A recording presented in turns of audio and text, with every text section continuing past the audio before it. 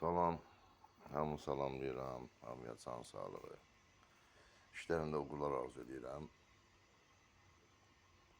Mənim əziz xalqım, millətim. Bugün sizə peşə xəstəliyindən danışacağım. Peşə xəstəliyi nədir? Necə bu xəstəlik yaranır və bunun sağalma metodları çox ağır psixoloji sarsıntı olan bir xəstəlikdir. Yəni əsəblə əlaqədardır. Sağalmaq ehtimalı çox azdır.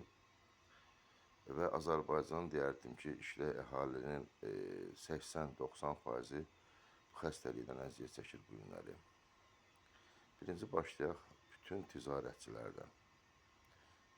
Sədərək, Binə, bütün dükanlar, bazarlar, mağazinlər və s. bütün ticarətçilər gecə-gündüz işləyirlər. Yəni bu xəstəliyin yaranma səbəbi normadan artıq işləməkdir. Yəni bir sahədə asılılıq yaradır. Məsələn, əgər bir insan gündə 8 saatdan çox işləyib, şənbə, bazar günü istirahət eləmirsə, 1 ildən sonra, 2 ildən sonra bu xəstəlik yaranır və ömrü gedir. Məsələn, həmin adam, yəni o ticarətçi adı qoyaq belə, ya hansısa bir bazar müdürü və s. Harada olmağından asılı olmayaraq daim fikri həmin o obyektində, yəni dükanında olacaq. Yəni istəyir Amerikaya getsin, istəyir rayona getsin, istəyir toya getsin, istəyir yasa getsin. Amma gecə-gündüz ancaq o barədə düşünür, o barədə asılı yaradır. Yəni bu adamlar normadan artıq demək olar ki, illərlə işləyirlər. 365 günün təsəvvür edin ki, bir gün Xocalı faciəsində, yəni bağlanır, o da hamısı yox, demək olar ki, əksərləri. Bir də Aşura günü, günortaya kimi Azərbaycanda bəzi yerlər işləmirlər və salam. Demək, qalan 364 gün, yəni sonra 65 gün gecə-gündüz, yəni hər gün səhər tezdən gedir, açır mağazini, oturur orada, axşam gəlir. Bu böyük bir xəstəlikdir, bədbaxtçılıqdır, yəni insan yaşamır, insan asılı olur və nəticədə müəyyən xəstəliklər yaranır. Əsəb pozğunluğu, nervoz və s. Buna nəzarət edən əmək müfəttişliyi bu günləri demək olar ki, bu sahədə çox az fəaliyyət göstərir. Məsələn, Azərbaycan Respublikasının Sosial Müdafiə Nazirliyinin nəzdində olan və İqtisadiyyat Nazirliyi, yəni bu sahəyə cavabdeh olan deyək ki, əməyin təhlükəsi üzrə fövqəladə hallar və s.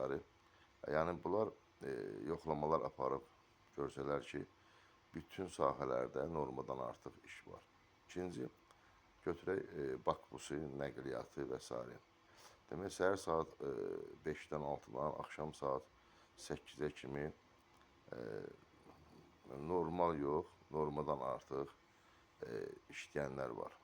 İndi son zamanlar 2 növbəyə keçiblər. Bəli, səhər saat 7-dən günorta saat 2-yə kimi və 2-dən axşama kimi. Yenə 8 saat işləyirlər. Bu normaldır. Amma burada bir şərt var da. Bu 8 saat ərzində bu işçilərə hər 2 saatdan bir 15 dəqiqə, 20 dəqiqə, yarım saat dincəlmək üçün, üzr istəyirəm, lazımi işlər görmək üçün şərait yaradılıbmı? Günorta bunlar çörək yemək üçün bir yer yaradılıbmı? Yəni bunlar insandır, bunlar adamdır. Yəni adamlara özü hansı adamlardır? Bunlar həmin o şirkətə, bunların hesabına şirkət yaşayır. Yəni bunların hesabına şirkət dolanır. Yəni bunlara elə bir şərait yaratmaq lazımdır ki, həmin o sürücülərə, onlar normal şəraitdə işləsinlər. Üçüncüsü, müəllimlər və həkimlərdir. Müəllimlərin 90% bu günləri repetitorla məşğuldur. Yəni gedir məktəbə, məktəbdə dərsini deyir, institutda ya fərq yoxdur, ali məktəbdə, orta məktəbdə. Sonra gəlir uşaqla məşğul olur. Təsəvvür edin ki, müəllimin iş saatı gün ərzində 6 saatdan çox olmamalıdır. Yəni bu maksimum xəttdir. Yəni həftəlik deyək ki, 30 saat. Belə norma götürək də 5 günlük, yəni gün 6 saatdan götürəndə. Bu günləri müəllimlər şənbə, bazar, yəni pul qazanmaq üçün əlavə dərslər keçirlər və bu da psixoloji, fiziki, yəni əsəb sistemini tam korlayır və bu günləri müəllimlərin çoxusu bundan əziyyət çəkirlər. Həmçinin həkimləri götürək, eləsi var, demirəm yenə hamısı, əksəriyyəti 2 yerdə işləyir. Yəni səhər dövlət xəstəxanasında, günortadan sonra özəldə və s. Bu günləri həkim 4 saat yarımdan çox işləyirsə, təsəvvür edin ki, burada da xəstəlik yaranır. Yəni həkim insanın həyatı ilə məşğuldur, yəni həyatı amildir. Yəni bunu nəzərə alaraq həkimlərə normal istirahət vermək lazımdır. Bundan başqa hərbiçilər, polislər, təhlükəsizlik xidməti və s. bunlar da normadan çox, yəni gecə-gündüz işləyirlər və təsəvvür edin ki, 50-55 yaşında pensiyaya çıxan həmin o hərbiçilər 2-3 ildən sonra şəkər, ürək tutması və s. xəstəlikdən əziyyət çəkirlər. Dünyasını dəyişənlər çoxdur. Yəni bunlar da həmin o peşə xəstəliklərindən əziyyət çəkirlər. Bundan başqa dövlət orqanında işləyənlər, deyək ki, icra orqanında işləyənlər, nə bilim, başqa sahələrdə, deyək ki, hansı ki, o sahələrdə vəzifə var, vəzifəli şəxslərdir. Amma nə gecə yatırlar, nə gündüz yatırlar. Təsəvvür edin ki, bunların iş norması normadan qat-qat artıqdır.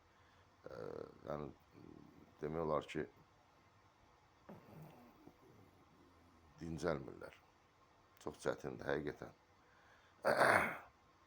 Və nəticədə, bayaq dediyim kimi, bu xəstələr yaranır. Bu xəstələrin müalicəsi bir şərt var ki, həftədə bir gün telefonsuz, telefon evdə yaddan çıxardıb qoyursan, çıxırsan şəhərdən, heç olmasa bir gün həftədə, bu da mümkün deyilsə, ayda heç olmasa bir gün, 2 gün bunu eləmək lazımdır ki, heç olmasa insan dincəlsin. Yəni, telefon əlaqələrini kəsirsən,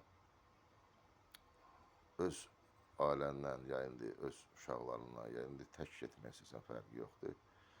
Şəhəri tərk edib, heç olmasa bir günlük sakit bir güşəyə çəkilib, sakit dincəlirsən. Yəni, bu vacibdir. Yəni, insanların bu günləri beyni yüklənib, o həmin o telefon əlaqələri, telefon nə deməkdir? Telefon orada olan 300, 500 min, nə bilim, 5 min, nə qədər telefonda varsa səni yəni, zəng eləyə bilən adamların siyasi, bunlar hər vaxt səni narahat edə bilərlər. Fərqi yoxdur. Yəni, gecə, gündüz, səhər, axşam, yəni, çalışın ki, gecə yatanda heç olmasa telefonu səslə qoyun və yaxud söndürün ki, heç olmasa gecə yarısı sizə qəfildən zəng gəlməsin və əsəbləriniz korlanmasın.